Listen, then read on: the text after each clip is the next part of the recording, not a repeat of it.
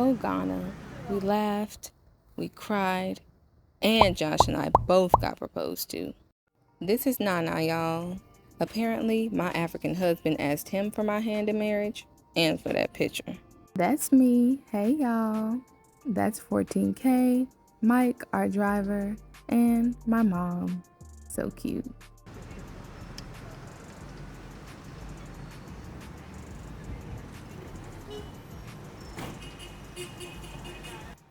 All right, so Ghana is the last part of our trip, and we got 2 days to reconnect with our people, feed our souls.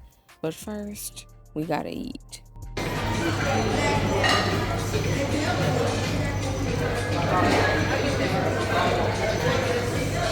What you getting, friend? Probably the six-piece chicken wings. Let's take a gander at this food. Let's y'all. What's on there? Cheese? On Looks these like fries? cheese, chicken, and possibly bacon. Yeah, and like scallions. And then we got some chicken. Ooh, chicken sandwich. Ooh, that was mine. That's mama's. Yeah. Some shakes.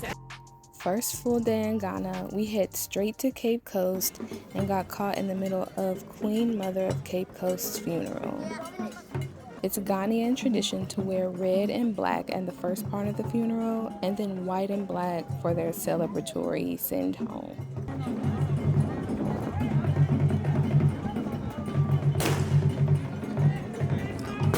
So that is the chief, that's the paramount chief of Cape Coast. Oh, okay.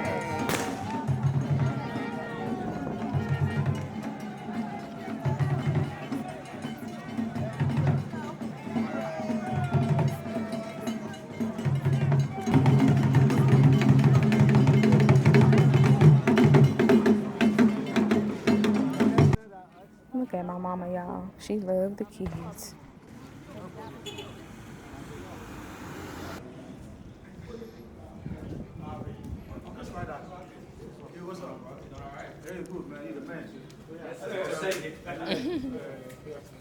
We came to Cape Coast to visit the Cape Coast Castle. Many people know it as the Door of No Return, and it is also the place where the transatlantic slave trades first started. My name is Harry, and I'll be your guide. Inside these dark cells and dungeons were gifts and flowers people left for our ancestors that never made it out. Standing in the places they stood, touching the walls they touched, no words can explain it. We note about the dungeon was a church, the first English church or the first Anglican church. So a church sitting comfortably above the male dungeon. So while there were other people in here claiming they were worshiping God, singing praises to God, preaching love your neighbor as yourself, just right beneath them, there were others in the dungeons dying and suffering. Why did they even build a church on top of a slave dungeon in the first place? Let's step out here. Let's see what is beyond this door.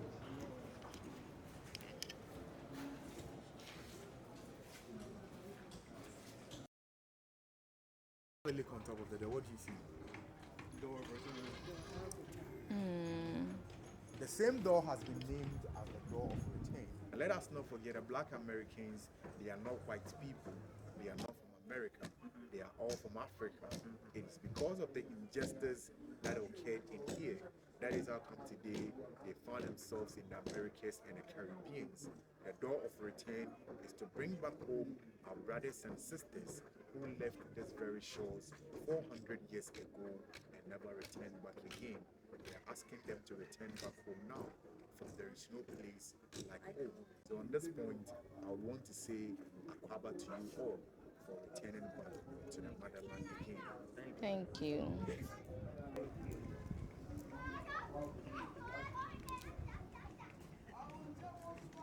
In 1998, 2 bones of enslaved Africans were brought from New York back to Ghana, representing the people of the diaspora. They held a ceremony where the bones were ushered back into the door of no return, signifying the chains being broken and for all brothers and sisters in the diaspora to return back home. This is the same ceremony we're about to encounter.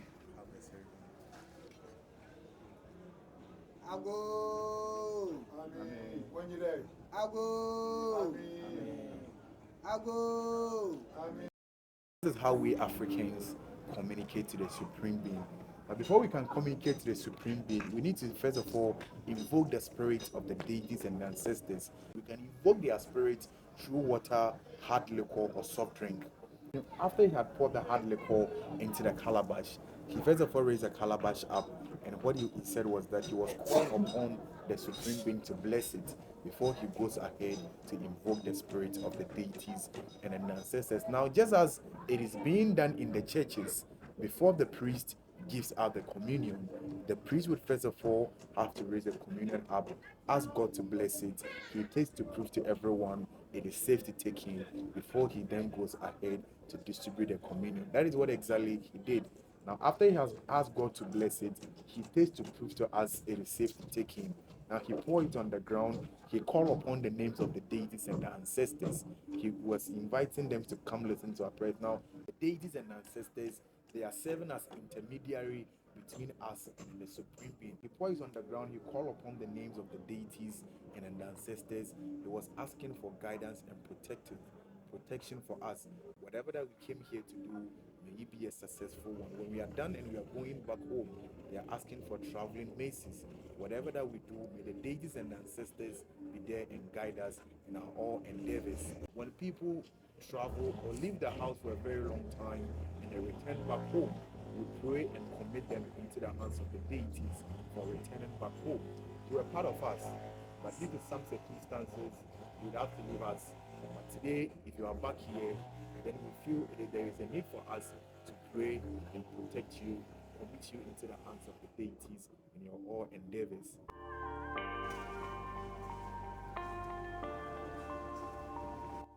After that emotional experience, we headed to our naming ceremony to be given a traditional name.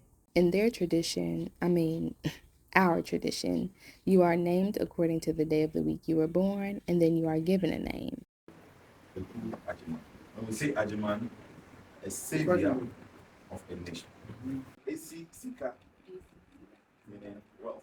AC Nyamiche. AC Yamiche. Correct. When we say Nyamiche, meaning a gift.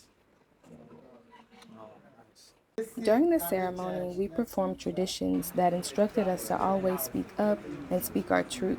We were also fortified with healing clay and herbs around our neck to protect us from bad spirits. If anybody have asked you, you see on the top of your certificate, Echo 9 Sona, Echo 9 Sona, that means you belong to a royal family. You are not just average citizens.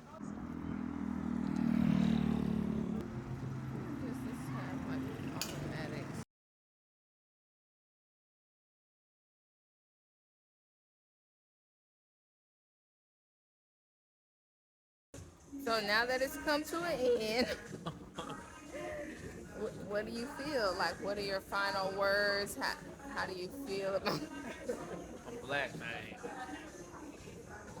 I am Kweku Ademani of the Asante people. Now I understand the term blackity black black black. You know what I'm talking about? That's me, baby. I fit right in. I look like a local. I knew it would be emotional for me, and that's great because I'm taking all that home. I'm taking it home. I knew I was gonna be a new woman. I feel like I feel so much more of me, an African American. That's beautiful.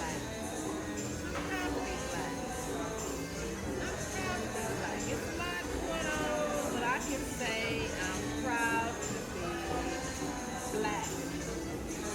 You know me? I ain't gonna lie. I was a little nervous about Ghana. I don't really like history lessons. That's not my thing.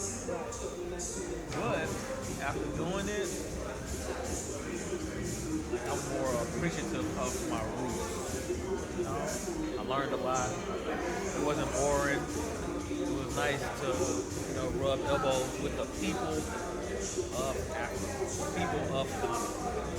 Walking through villages, walking through the hood, Jamestown, where ain't no rules. It was nice to be welcomed home. The trip was incredible. I'm glad I got to do it with my mother. I really want to say big ups to my daughter. Whoop. Thank you, my love. You made my dreams come true.